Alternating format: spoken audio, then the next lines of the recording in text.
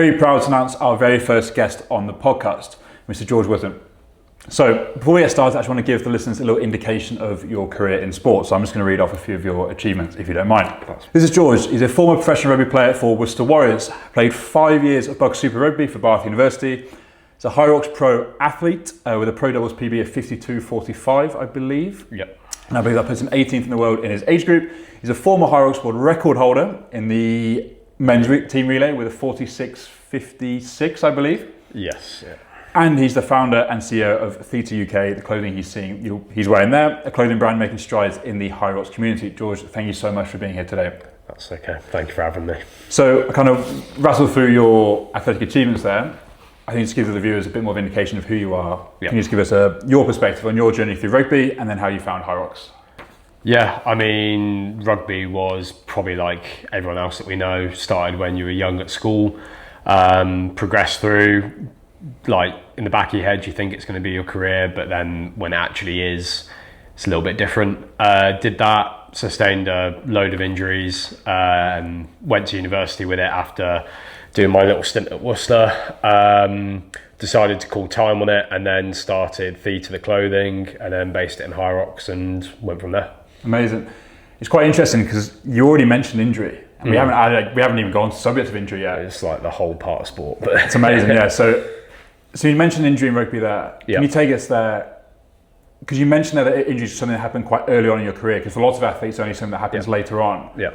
Can you expand on that? So when did it happen? So take me to the first time it happened. First big one was probably my back. So that was when I was 16. I had two fractures in L5 in my back. Then started to get concussion issues. Pretty normal in rugby, but the more I was getting, the easier they were getting. Then completely ruptured my ankle, which I had surgery on at 17. Then sustained more concussions. That was then when I left Worcester, and then shoulder issues and then knee issues. And then they all kind of just joined together, and that was when I decided it was probably best to stop. So, and that's why you discovered HYROX? Pretty much, yeah. I think I was coming towards the end of uni, wasn't really enjoying rugby anymore because of the injury side. It was moving from injuries just affecting sport to now injuries then affecting life. Key one was when I was told that I might not be able to ski at 30, which was like what I love doing the most out of anything. So then I was like, right, it's time to change direction. Started the brand because I didn't know what I wanted to do after uni. Found HYROX, based it all within that, and then now it's kind of like a second chance to try and shoot for the top again after, in my eyes, I kind of fell short in rugby. So yeah, sounds relentless. Yeah. Yeah. So talk about second chance. Is that something that you've really adopted into the brand? Pretty much, yeah. I think when I look at the team and most of the guys in it, that's kind of what we've all ended up doing. HYROX wasn't our first choice in anything, and as the sport is now massively growing worldwide and just getting insanely competitive, it's a great opportunity for people to go, okay, my first career didn't work, I'll try a second one. So, yeah. Do you think that's part of the appeal of the sport? I think so, yeah. The barrier to entry to it is so low that kind of anyone can give it a shot, and then you've just got to get good at it. So yeah, I pretty much think that's the appeal. It's like endurance sports that a lot of people go to either after their career or if their career ends. This one's just a bit more feasible because it's not as long as an Ironman or a ultra or something like that. Not as physical as rugby, I imagine, as well. No. Different, but no. Yeah. Yeah. So it's interesting there. So we talked about your career. You're starting around 16, 17, entering Worcester Warriors Academy, I imagine. I just played your professional, then went to university and then found HYROX. Yeah. How would you describe your relationship with injury in that time? So it's interesting because what I'm interested in hearing is kind of how it began. Yeah. Has it shifted, if it shifted, and then how you approach it now, given your new sport of HYROX? Yeah, so it's quite interesting. Injury in rugby was mostly like, it felt like a conveyor belt. It was like you got one, and it was, right, I just need to fix this and then get back to playing again. And then you get another one, and it was just constantly picking them up to try and get back as quick as possible, rather than thinking what's best long term to perform better for longer. So back with rugby, like you're in the thick of it and you're in a massive bubble, especially within like a team or the environment that you're in. Now coming into HYROX, where, you know, with the times that me and the guys are going for, we're looking at 15 to 20 hour training weeks or something. Yeah. You got to be very careful around when you're picking up niggles. As I found out last year, they can progress into quite rough injuries. Yeah. And it's way more of a conservative approach. Whereas rugby, I think serious injuries are so common that they're just like not really thought about that much. Like when I tell people within the team or within HYROX now, sort of like the ones that have a rugby, they're just like, they just think it's ridiculous. But that's just the nature of the sport. So yeah, definitely way more aware and conservative about them now. And you'd rather miss a race to be able to do 5 to 10 races than push one that you shouldn't do just because you feel like you have to do it. Yeah. So, and you mentioned there an injury you've had. That's definitely something we'll explore maybe a few minutes from here. So one thing you mentioned that I really want to pick up on, and you and I were lucky enough to play in the same team. Last times at Bath, and ironically both in Worcester, paths never quite crossed. I think it's so interesting that you mentioned the conveyor belt. Yeah. And the idea in rugby that we both know that you're fit for the next game. The game is what matters. There's actually very little awareness of what happens afterwards. Now, I'm not saying that's inherently rugby's fault necessarily, but I'm very interested in your opinion, kind of expanding on that, how your personal approach has changed in how you approach the injury from when you're in rugby, in that environment you mentioned, versus HYROX then now where, yes, there's a team, but it's very much an individual sport. Way more selfish now, basically. Like when you're in rugby, the kind of, it was basically like a meat grinder pretty much. Like there was always another age group coming through, there was always someone else in your position. If you didn't play, you didn't get seen, you didn't get picked, you didn't get contracts or whatever. Now within a HYROX, the pressure is always there to do well as soon as you can, but it's on you. It isn't on a coach determining your future or whatever. It's on the times that you put down. So you can be way more selfish around, I'm having a problem going into this race, so I'm just not going to do it because I want to be fine in 5 weeks' time, and that's when I'll have my time to go and perform. So just way more selfish about it now, and rather than in rugby where there was a lot of pressure to, especially when you're young, because you're in age groups, you've only got a short amount of time to perform and impress. Just way more selfish with it now, instead of, not like a people pleaser, but like you're definitely doing it to be seen and get noticed by coaches or whatever. Is that something you've had to learn? Yes. Learning to say no, I think, is the most important thing an athlete can do. And especially when it comes to their own body, like when you're on the surgery table or you're getting the scans or dealing with the effects of an injury afterwards, the coach isn't there. You're the one dealing with it, or your parents are the ones helping you deal with it. The people that push you to play have gone and they'll be picking someone else. So always got to put yourself first when it comes to your own health and injuries and that sort of thing. And that's so interesting you mentioned there that the decisions that are being made aren't by the athlete. So I know something in my own personal injury journey is going on now, that it's amazing how difficult it is when you're suffering from something you didn't choose. You didn't choose to get injured. And yet the outcome of that choice, again, an external choice, the consequences of that are kind of unraveling outside of your control. I think that's something I find very difficult. And I'd be interested to hear, before we kind of dive into the injury you suffered over the last year, how that felt in a rugby scenario when you had your back condition and progressed into your ankle. It was how that sense of control felt when you were playing. It was actually, and this will tie into talking about the most recent injury, it actually for me made it easier because I had someone to blame. If it was I'd been overworked by a coach or a team, I could go, oh well, it was their fault. Like I've just broken down in the system. Or if it was a collision, I could just go, well, it's just nature of the game. Someone took my knee out. Just rugby. Rugby. The most recent injury, that was my fault. That was harder to come around because then you've got nowhere else to look other than like, shit, why did I do that to myself? So during rugby, I found it much easier to move past them because you're just like, it's part of the game, stuff happens, contact sport, like you can blame X, Y, Z. Yeah. But in this environment where it's very much like I have control over training, I can pull the pin on something whenever I want, and you don't do that, and then you get a serious injury. Yeah. That was hard because you had to look at yourself. So yeah. As I imagine, you're out of the timeline, out of the like structure. Yeah. And it becomes a case where, hang on, this is me. Yeah. This is my responsibility. Yeah. So, and that's really interesting. And there's a lot of stories coming out more and more, both in our own circles from rugby, and I guess more in the HYROX community now as well, that the importance of that responsibility. Because ultimately it is your body. And I think that is something that definitely, as you well know, so my journey and the rebuild now, that we want to shine a light on that. As much as you can be part of the system, the cog, and thinking about, oh yeah, I'll be back for this game. There was never recognition of, we'll be back when I'm better. It was always the game. Yeah. And I remember very vividly having conversations with coaches saying, you'll be back for this game after a serious concussion. And I remember thinking to myself, but I don't know if I will be. Yeah, I was the exact same. I remember when I had my concussion issues, I ended up having to take the 3-month period out because I had too many. But leading up to that, it was, you're concussed again, but if we get you seeing a doctor every day, we can actually get you back in like 9 days or something rather than 3 weeks. And I was like, at the time, like, sound like I want to play. Really, it's, is your brain healed or not? Yeah.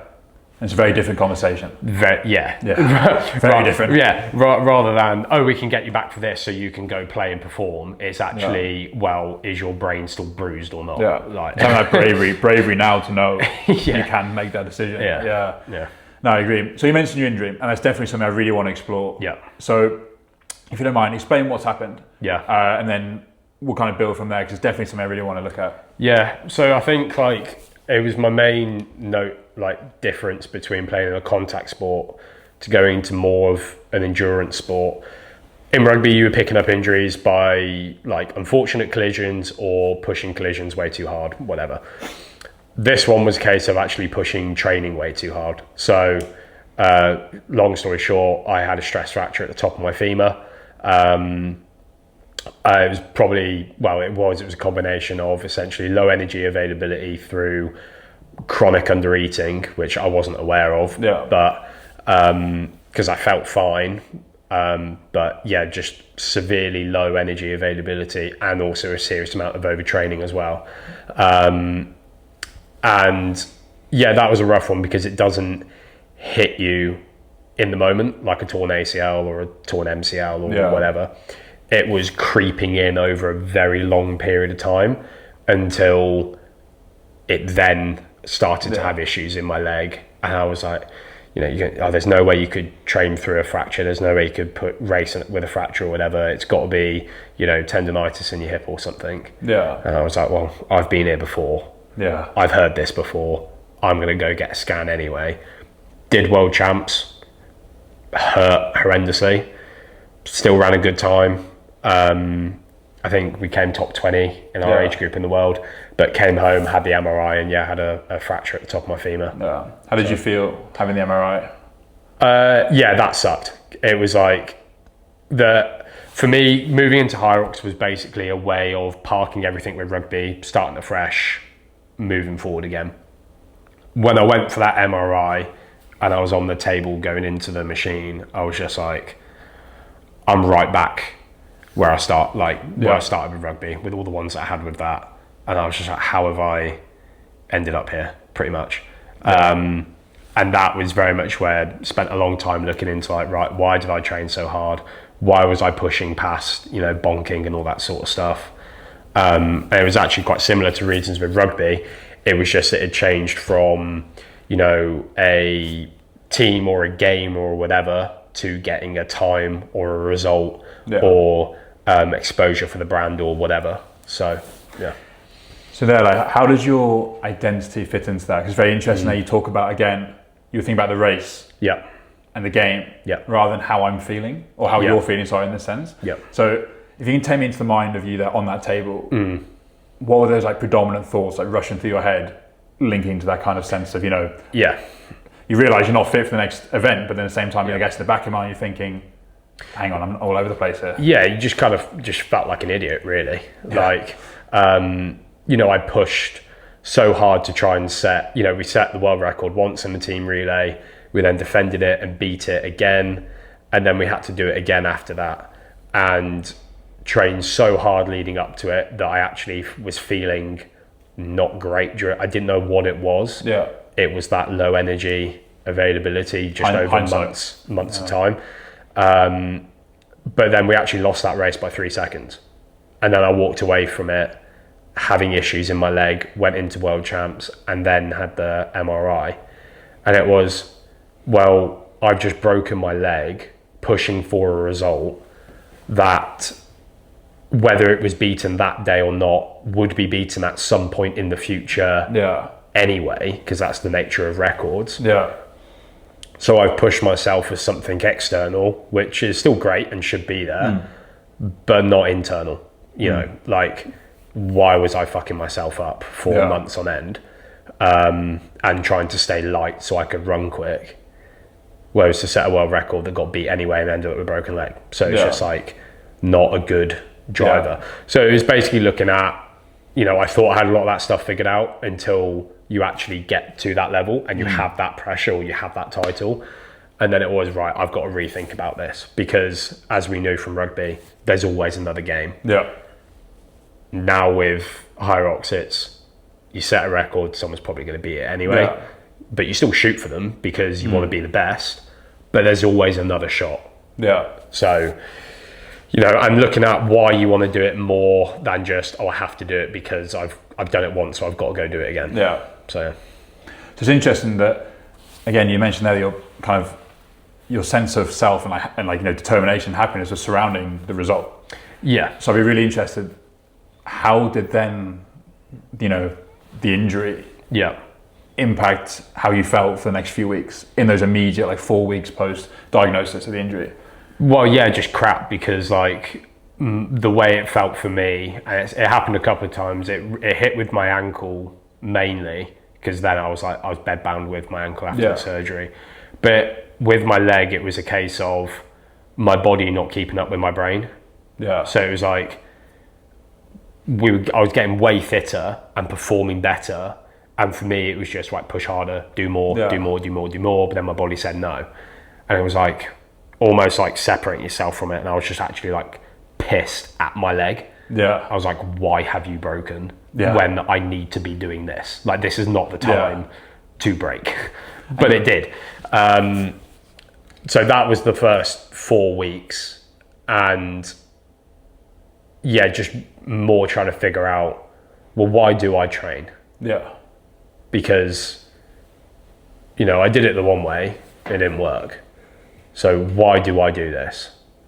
That was more important. Because if you do that and then you turn up to a race, you've already won. Yeah. You still want to win because there's more to it. You're an athlete and that's what you do. But then you're leaving your sense of fulfillment up to a result that you can't control. Like, as two of the guys found out at the elite qualification in Hamburg, you might get a penalty out of nowhere that was completely unfair.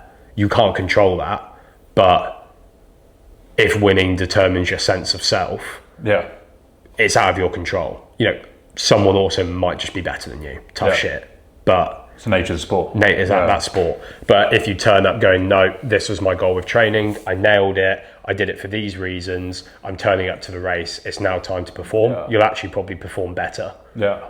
So, and that control is so interesting, because you mentioned the anger there. So you can't explain that unless someone's been in that situation. You can't explain the anger that why is it not working? And I know selfishly for myself, I think, why is my foot gone? Why have I, you know, why is my shoulders going this and that? Yeah. And I think it's so interesting that, particularly for maybe the higher end of sport, but equally even people who see sport recreationally, that understanding that why is so difficult. Yeah.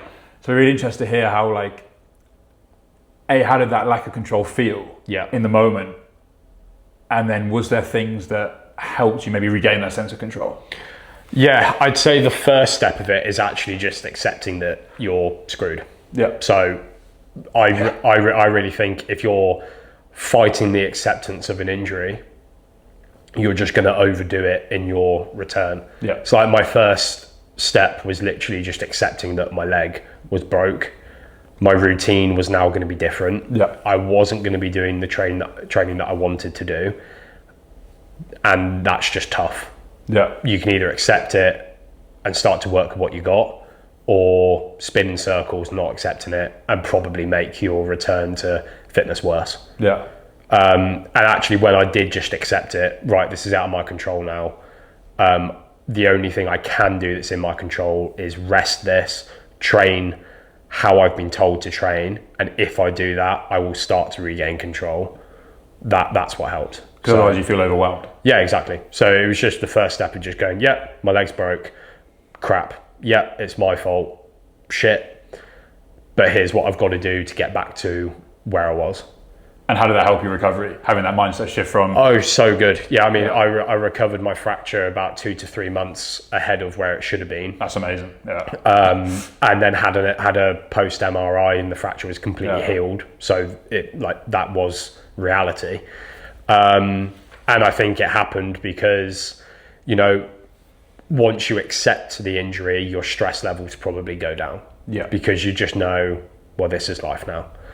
And that's hard to do. It is hard to do.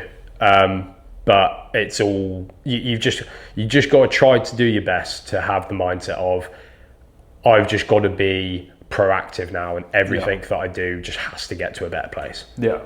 And that's hard. And the urge, like for me, to just hop on the treadmill and bin myself was there. Yeah. But I was just like, well, if I do that, I'm just back to square one again. Yeah. So is that something that you kind of learned throughout your career as well, in terms of how you approached it from rugby? Yeah. Again, it was like with rugby, it was just getting fit for the next game. Yeah. But then the injuries just kept coming back. So for this one, it was, well, no, if I'm really serious about this and I really want to get that world record back, which we still need to do, I've got to fix myself. Yeah. Which means I've got to say no to things, which I did a lot. Yeah. Missed opportunities with the brand or whatever. But just having that faith, it's because there's bigger ones coming in the future if I fix my leg. And it's amazing that you could have that goal because you only focused on what was in front of you. Because I know selfishly that if I'm thinking about what's in 8 weeks, 9 weeks time, you'll feel overwhelmed, feel trapped, isolated, because those are definitely things I felt. So I imagine that's for you, that was probably a key thing that let you feel, I'm in control of this now. This is like, the injury is then part of your life, not your life is part of the injury. You gain that control over it again. Yeah, it was good. I had a longer goal, which has just happened. It was Birmingham. It was the race in Birmingham, and it was that we just set that 18th in the world at 52.45. That's it. Specific. And then had the relay in Madrid, which didn't quite go to plan, but. I had those longer goals, but I knew those longer goals would only happen if I did X, Y, and Z every week leading up to them. So And was that key for you in your recovery then? Yes. Yeah. Like I had on the board every morning, I had to do my rehab before I did anything else.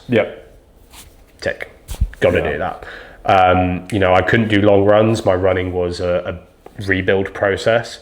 So it was, right, I've got to pick up the slack on the bike, which my leg wasn't reacting to in a bad way at all. I don't enjoy the bike, but do you want to get back to where you are? Yes. Well, tough. Get on the bike. So like finding what you can do. Yeah. No, that's brilliant. I think that sense of control is so interesting. It's something that's come up all the time. It's something that even I didn't realise. Yeah. And now unfortunately I have to have, as you know, I've had 2 surgeries on my shoulders, and I have my foot. It's amazing how overwhelmed you can feel. And the walls are closing in, and there's no light at the end of the tunnel. When you're constantly thinking about the race, or like for example, the race, the game, the half marathon, whatever. And I guess for you, so you just simplified it. You go, right, I'm targeting the bike. If I can do the bike, I can move to the next one. So it'd be like goldfish mentality, almost like what's in front of you. So I think that's really interesting. It just helps you develop your routines back. Like I'm a very routine based person. What the injury threw out with me was that I had a routine of like my evening runs that I do, which I really like around here, knowing that was going to benefit my performance, and I was seeing progression in them. And then that went, and it was, shit, I've got to make a new routine now. And then you build that in, and then you set micro goals within that routine of the things you can do. And then you go from everything being up in the air, suddenly bringing it all back down, and then moving it in a positive direction. So do you give some advice to your, 7 months ago, 8 months ago self, who's sitting on that MRI bed, questioning, you know, himself, his identity, what's going on. Yeah. What would you say to him? Quality is more important than volume. So I was doing way too much hard training, and the quality of it was actually going down rather than recovering and being able to do better when the hard training came. That was number one. Number two is eat more food. Because happy days. I'm not a big eater anyway, but like I never thought that not eating enough could lead to low bone density. That's what happened. And yeah, just being more patient, and definitely, you know, when I do a race, I want to finish that race knowing that I gave everything and I did the build up right. That's all you can do. That's your control. And then you execute. Not going, I've got to run this time regardless of my ability or where I am. Because that's just not how things work, and that's how things go wrong.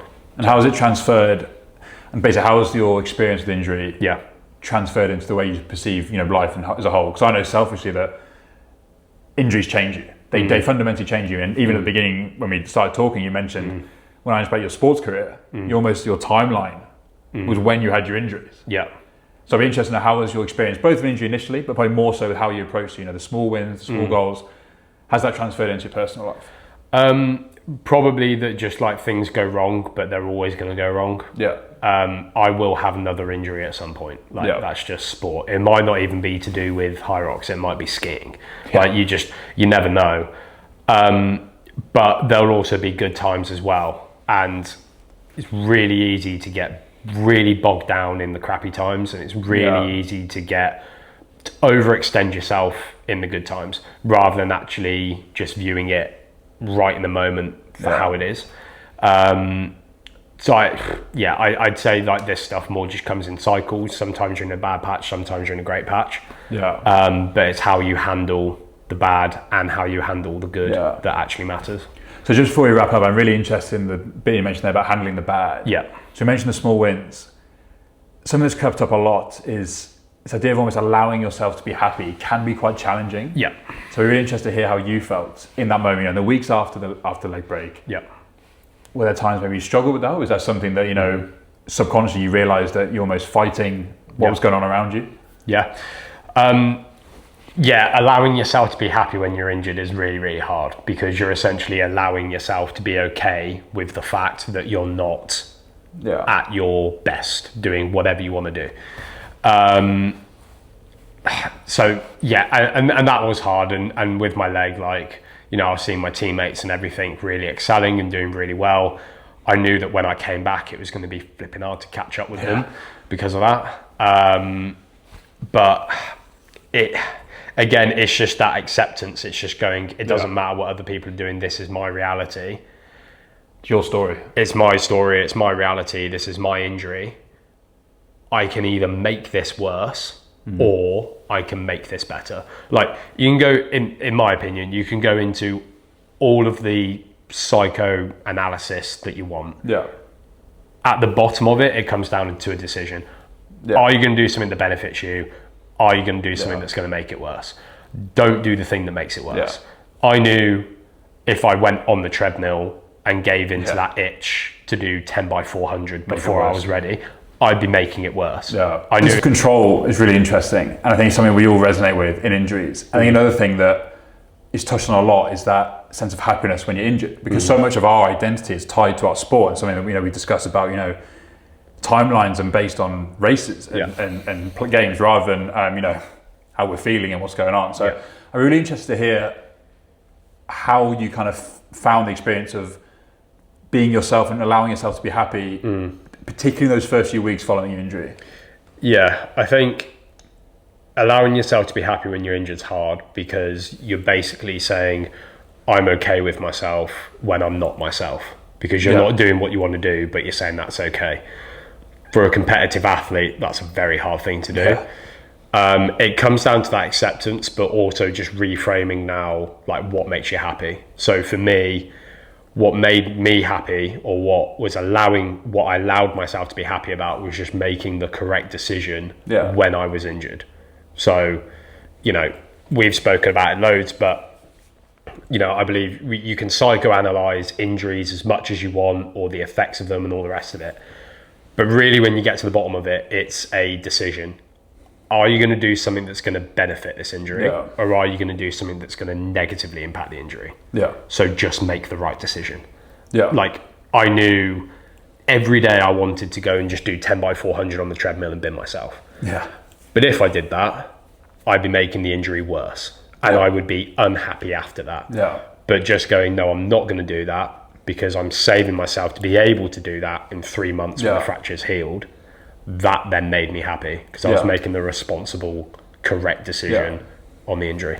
It's like reshaping your identity in the moment to fit what's going on, rather than trying to fit your identity into what's going on.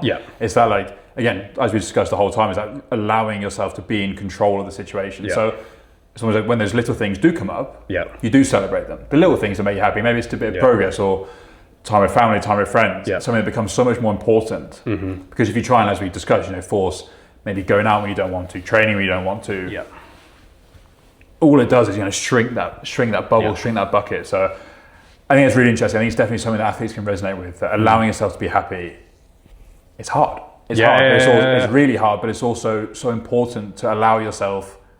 It's almost permission. It's permission to be happy. But also, it's like, why aren't you allowing yourself to do that? Like, are you only allowing yourself to be, happy or fulfilled or proud of yourself or whatever, if you set a time, if you set a record, if you set X? It's like, all of these things, they're not in your control. So you're leaving your own sense of self up to chance. Things you can't control. Things you can't control. Yeah. Whereas it's like, no, are you actually now trying to base this in, I am proud of myself, or I have this sense of fulfillment? Because when it came down to, I can either make the right decision here or the impulsive wrong decision here, I'm going to make the right one. It's almost learning to love yourself at a fundamentally personal level. It's respecting yourself. It's going, that's a better word. Respecting. I want my leg to be fine because I want to win and compete. So if an opportunity comes that's going to damage that, I'm not going to do it because I respect my health or my well-being or whatever it is. And a lot of the time that comes with saying no. So it's just being comfortable with saying no. And if people don't like that reason for whatever it is, then is that one thing you're particularly proud of as well? Like, in the environment that the brand is in, or within HYROX or whatever, there's always an opportunity to go and do something. It's like, oh, let's go do a easy 5K, and it's like, well, no. They're like, oh, but you're biking and blah blah blah blah blah. And it's like, I am biking and all the rest of it because I've been allowed to do it, and it's not causing issues, and I respect the injury enough to not just go, oh, I'm going to do something I haven't been cleared for, and then set myself back weeks. And that respect is huge. And I'm not going to do that because I respect what's happened, but also I respect the version that I'm trying to get to, which is someone that's healed from the leg and with a better thought process. And who's in control of what's going on. Exactly. So that's amazing. Thank you so much. One more thing before we go, and it's definitely something that has been massive for me personally. So film and television have always been a massive part of my life. I've grown up loving Toy Story to, grown up to Lord of the Rings. When I found during my times being injured, I've almost found myself resonating with particular scenes. So one that comes to mind now could be in The Dark Knight Rises, Batman, Bruce Wayne, whichever one you want to say, climbing out of the well. And for me, that definitely represented, there is a way out. No matter how dark it is, there is a way out. That light, for me, and I imagine very similar for other athletes, is being better. But it doesn't happen overnight. It happens by small steps. I'd be really interested to hear if there was a particular scene or film or moment that really deeply resonates with your journey. I think, we're both massive Marvel fans. Absolutely. Nothing wrong with that. No. At our age, I don't think. Absolutely never. But I don't know why it was happening, but like a big one for me that I just kept coming round to was Cap being worthy of Thor's hammer. And in that, it's not because of power or intelligence or strength or whatever. It's because of character. And when you're recovering from an overuse injury, it's so important that you just make the correct decision each day to overcome that injury. And it's just, when, he picked up the hammer, or when I set that time in Birmingham with Ollie, it wasn't just because it was that day, it was my time to shine, or whatever. It was because I made the correct decision each day leading up to that race to fix my leg. And because I'd done that, I was always worthy of that time. Yeah. It wasn't, because on the day I just pushed harder than I'd ever pushed before. I was worthy going into that race to set that time. I just then had to go do it. Yeah, just didn't matter what happened. Yeah. It was like, I'm going to push to my max anyway. I've done the training. I've made the correct decisions. My leg feels okay. Yeah. So I'm just going to go do it. And that worthiness and like sense of self, like you're like, it's real for you. Yeah. Because you know that you respected yourself beforehand. Yeah. And you managed to gain control and regain your sense of identity. So in the end, it didn't matter, ironically, what the outcome was. Yeah. Because you knew that George was racing. It wasn't George trying to get through a race. He was comfortable. It was there. He knew he did all the work. Respected himself. Found his identity without the injury. So that when he was back following the injury, felt more like himself. So I think that's brilliant. And I think, and the same thing happened in Madrid that this past weekend. Like, that was meant to be the race that we went and tried to get our world record back as a team. Our things out of our control. Course layout was very different to previous races. We didn't get it. I was a bit upset afterwards, but like not that upset because I knew I'd done the training. I pushed as hard as I possibly could during the race. That's all you can do. That's okay. Be proud of that. And that fitness is still there. And when a course that, is normal or whatever comes along, it's just time to go perform again. And that sense of worthiness of like, I've done this training to allow me to push this hard and I push that hard. I'm good with that. Time, not time. World record would have been lovely, but it didn't happen. Next time, But next time it will. But then someone will go beat it again. And then next time you get it again. And it's just that cycle that we spoke about earlier. So that is what I'm more attaching my self-worth to or my respect to is that's amazing, the build up, and then when it comes, it just happens. So you're more than the outcome. Yeah, exactly. That's amazing, honestly. Well, thank you so much. Really appreciate your time. Thank you very much.